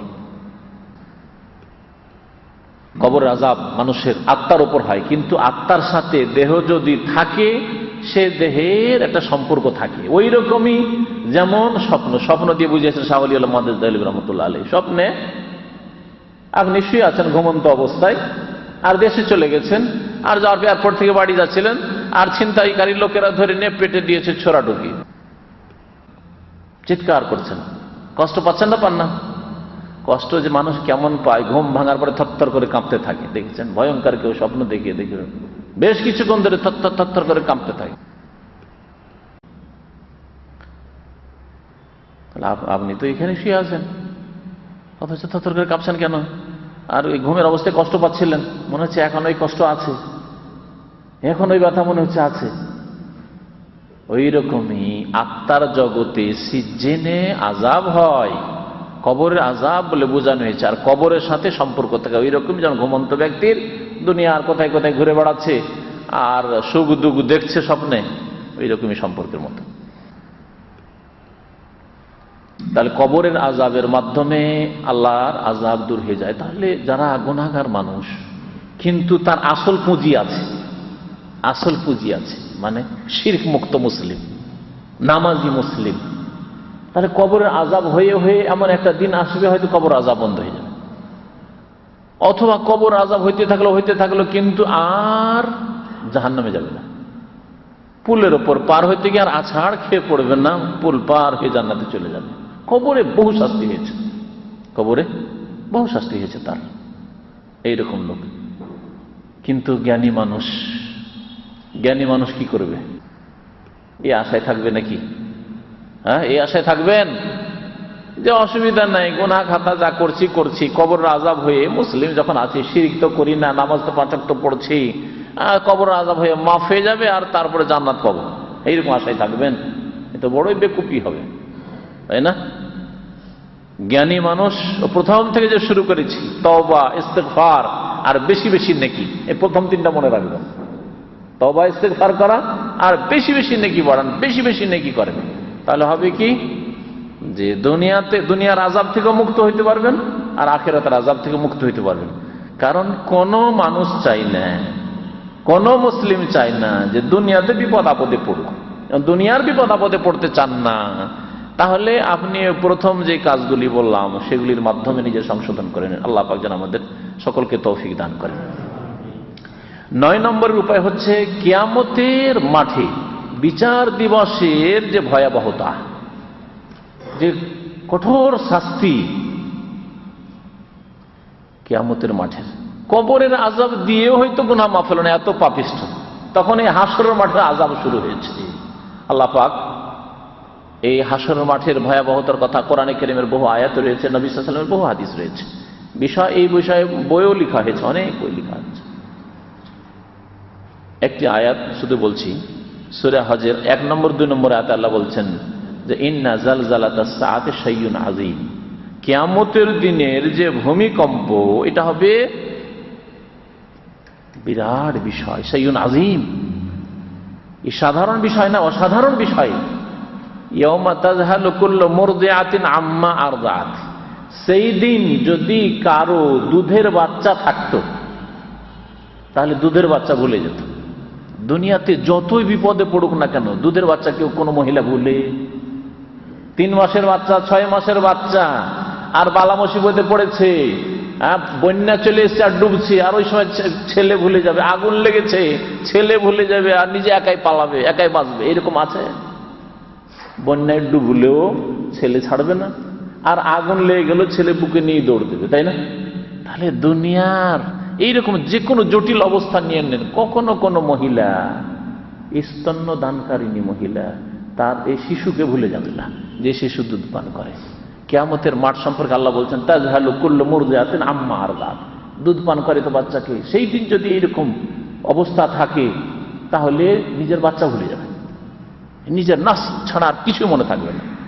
ওয়াতাদাউ কুল্লু যাতি হামলিন হামলা, সেই দিন যদি গর্ভধারণকারিণী, পেটে বাচ্চাওয়ালি কোনো মহিলা হইতো, তাহলে ভয়ে অচেতন অবস্থায় বাচ্চা প্রসব হয়ে যেত। বাচ্চা প্রসবে কত যে কষ্ট হয়, কত যে কষ্ট হয়, কত যে চিৎকার করে, মহিলাই বলতে পারবে যে কি কষ্ট হয়। আপনি তো বুঝবেন না, পুরুষ মানুষ, তাই না? আপনি বুঝবেন না। খুব বেশি চোখের সামনে যদি থেকে থাকেন আপনার স্ত্রীর প্রসব বেদনার সময়, তাহলে ওই দৃশ্যটা দেখেছেন, তারপরে আসল ব্যথা বুঝেননি আপনি। যার দাঁতের ব্যথা হয়নি সে দাঁতের ব্যথাই বুঝে না, যার দাঁতের ব্যথা হয়েছে সে বলে যে দাঁতের ব্যথা যে কি, আপনাকে বলেও বুঝতে পারবেন না আপনি। তাহলে প্রসব বেদনার ব্যথা যে কিরকম ব্যথা, তারপরেও অচেতন ভাবে পেটের বাচ্চা প্রসব হয়ে যাবে, বুঝতে পারবে না। কিয়ামতের ভয়ে, দুনিয়ার ভয়ে আপনারা শুনেছেন অনেকে পেশাব করে দেয়, তাই না? দারোগা পুলিশের সামনে অনেক আসামি পেশাব করে দেয়। তারা মহিলারা ডাকাত দেখে, এরকম ঘটনা, ডাকাতি পড়েছে বাড়িতে, আর ডাকাতের ভয়ে মহিলা পেশাব করে দিয়েছে। তো এইসব ঘটনা আমাদের দেশে শোনা যায়। কিন্তু বাচ্চা প্রসব হয়ে গেছে আর টের পায়নি, এটা দুনিয়াতে কোনো মুসিবতের উপর হবে না, কিয়ামতের মাঠে এটা হবে। কিয়ামতের মাঠের বহু আযাব, ঘামে হাবুডুবু করবে, নাক পর্যন্ত হাবুডুবু করছে, ডুবছে উঠছে। যেমন যে সাঁতার জানে না আর পানিতে ডুবে একবার করে মাথাটা উঠে আবার ডুবে পানি খেতে থাকে, ওই রকম অবস্থা থাকবে। 1 মাইল দূরে, অথবা আর একটি ব্যাখ্যা হচ্ছে ওই মিল মানে হচ্ছে যে সুরমাদানির সমান, আধা হাত নাই, এত কাছে 1 মাইলই যদি ধরেন সূর্য হবে। কি তাপ আর কি কষ্ট আর কি হাহাকার অবস্থা, ভয়ঙ্কর অবস্থা। এই আযাবের মাধ্যমে অনেকের আযাব হয়ে শাস্তি হয়ে মাফ হয়ে যাবে, জান্নাত পাবে মুসলিমদের অনেকে। কিন্তু এইরকমই কি চান? না, কখনো চাইবেন না। 10 নম্বরের শেষ উপায় আল্লাহর আযাব থেকে রক্ষা পাওয়ার, তা আপনার আমার কর্ম নাই, সেটা হচ্ছে আল্লাহ পাকের কাজ, সেটা হচ্ছে আল্লাহ পাকের রহমত। আল্লাহ পাকের রহমত, আল্লাহ পাকের রহমত যদি না হয় তো কোনো মানুষ জান্নাত যেতে পারবে না। আল্লাহ পাকের রহমত যদি হয় তাহলে গুনাহগারকে আল্লাহ রহম করে, আল্লাহ ইচ্ছা করলে আল্লাহ মাফ করে দেবে। আপনার টাকা গোটা মাসের বেতন আপনি ইনকাম করেছেন, আপনি গোটা মাসের বেতনটা দান করে দেন, আমার বলার কিছু আছে নাকি? বলেন দেখি, বলার আছে? আরে আমি ইনকাম করি, আপনি কেন বলবেন?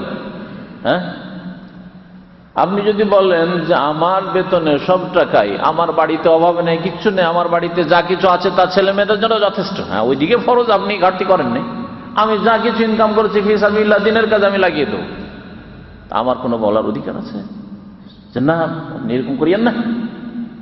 তাই এখানে যদি আপনার স্বাধীনতা থাকে, রব্বুল আলামিন তার বান্দাদের, শর্ত হচ্ছে ঈমান, শিরকের অবস্থায় নামার, শর্ত হচ্ছে যে কুফরের অবস্থায় নামার, বেনামাজি না, তার বান্দার গুনাহগার বান্দাকে আল্লাহ যদি তার রহমত দিয়ে মাফ করে দিয়ে বলেন তোকে জান্নাতে দিয়ে দিলাম, তা আমার আপনার বলার কি অধিকার আছে? আছে আল্লাহর বান্দা। তবে আপনি সেই রহমত পাবেন কিনা এই বড় আশাই থাকিয়েন না, বরং আল্লাহ পাকের রহমত পাওয়ার জন্য ওসিলা আছে, মাধ্যম, সেটা হচ্ছে ঈমান এবং নেক আমল। ঈমান এবং নেক আমল করেন, তওবা ইস্তিগফার করেন, বেশি বেশি নেক কাজ, ভালো কাজে অংশ নেন, ভালো কাজ করেন। আল্লাহ পাক রব্বুল আলামিন যেন আমাদেরকে তৌফিক দান করেন। রহমত, আল্লাহ রহমত ছাড়া কেউ জান্নাত পেতে পারে না। এই সময় মর্মে একটি হাদিস শুনিয়ে শেষ করি। রাসূলুল্লাহ সাল্লাল্লাহু আলাইহি ওয়াসাল্লাম বলেছেন, লা ইউদখিলা আহাদাম মিনকুম আমালুহুল জান্নাহ। নবী সাল্লাল্লাহু একবার বললেন যে তোমাদের কারো আমল দিয়ে কেউ জান্নাতে যেতে পারবে না। সারা জিন্দেগির নামাজ দিয়ে, এমনকি তাহাজ্জুদ দিয়ে জান্নাতে যেতে পারবেন না আপনি। সোমবার বৃহস্পতিবার নফল রোজা, কত রোজা রাখছেন তাহলে মাসে? 4 দুগুণে 8টা, কমপক্ষে 8টা রোজা, মাসে 8টা 10টা করে রোজা রাখছেন। সারা জিন্দেগির নেক আমল দিয়ে জান্নাত যেতে পারবেন না। কোন মানুষ নিজের আমল দিয়ে জান্নাত যেতে পারবে না। কালু সাহাবারা বলে, ওয়ালা আনতা ইয়া রাসূলুল্লাহ, হে আল্লাহর রাসূল সাল্লাল্লাহু আলাইহি ওয়াসাল্লাম, আপনিও যেতে পারবেন না আপনার আমল দিয়ে? আপনার মাধ্যমে কত লোক হিদায়াত হলো, আপনি কত দিনের খেদমত করলেন, আপনিও কি আপনার আমল দিয়ে জান্নাত যেতে পারবেন না? নবী করিম সাল্লাল্লাহু আলাইহি ওয়াসাল্লাম বলেন, ওয়ালা আনা, এমনকি আমিও আমার আমল দিয়ে শুধু জান্নাতে যেতে পারবো না, ইল্লা ইয়াতাগাম্মাদানি আল্লাহু বিফাজলিন ওয়া রাহমাহ, আল্লাহ যদি তার ফজল, তার করম, তার রহমত দিয়ে আমাকে ঢেকে নেন তাহলে আমি জান্নাতে যেতে পারবো। আল্লাহর রহমত ছাড়া কেউ জান্নাতে যেতে পারবে না। আল্লাহর রহমতের আশা রাখতে হবে, কিন্তু আল্লাহর রহমত পাওয়ার জন্য তদবির করতে হবে। আল্লাহ পাক রব্বুল আলামিন আমাদেরকে তদবির করার, মেহনত করার, পরিশ্রম করার তৌফিক দান করেন। আল্লাহ আমাদেরকে তওবা করে তার দিকে ফিরার, তার দিনের দিকে ফিরার তৌফিক দান করেন। আল্লাহ আমাদেরকে বেশি বেশি তার কাছে ইস্তেগফার করার তৌফিক যেন দান করেন। আল্লাহ বেশি বেশি নেক আমলে অংশ নেওয়ার জন্য তৌফিক দান করেন। আল্লাহ পাক রব্বুল আলামিন আমাদের গুনাহ খাতা মাফ করে দেন। এই বিষয়টি, যে বিষয়টি পেশ করলাম, এই বিষয়টি সম্পর্কে ইমাম ইবনে তাইমিয়া রাহমাতুল্লাহ আলাইহির একটি পুস্তিকা আছে, রিসালা আছে আরবিতে, যাতে এই 10টি বিষয় তিনি উল্লেখ করেছেন। আর সেই পুস্তিকার পুরো সংক্ষিপ্ত আলোচনা আপনাদের সামনে পেশ করলাম। আশা করি এর মাধ্যমে আমাদেরকে আল্লাহ সংশোধন করার তৌফিক দান করবেন। আল্লাহ আমাকেও সংশোধন করার তৌফিক দান করেন, আপনাদেরকে আল্লাহ পাক সংশোধন করার তৌফিক দান করেন। আর যেসব ভাই বোনদের কাছে আমার এই আওয়াজ, আমার আলোচনা পৌঁছিবে, আল্লাহ সেসব ভাই বোনদেরকেও যেন সংশোধন করার তৌফিক দান করেন। সুবহান রাব্বিকা রাব্বিল ইজ্জাতি আম্মা ইয়াসিফুন ওয়া সালামুন আলাল মুরসালিন ওয়াল হামদুলিল্লাহি রাব্বিল আলামিন।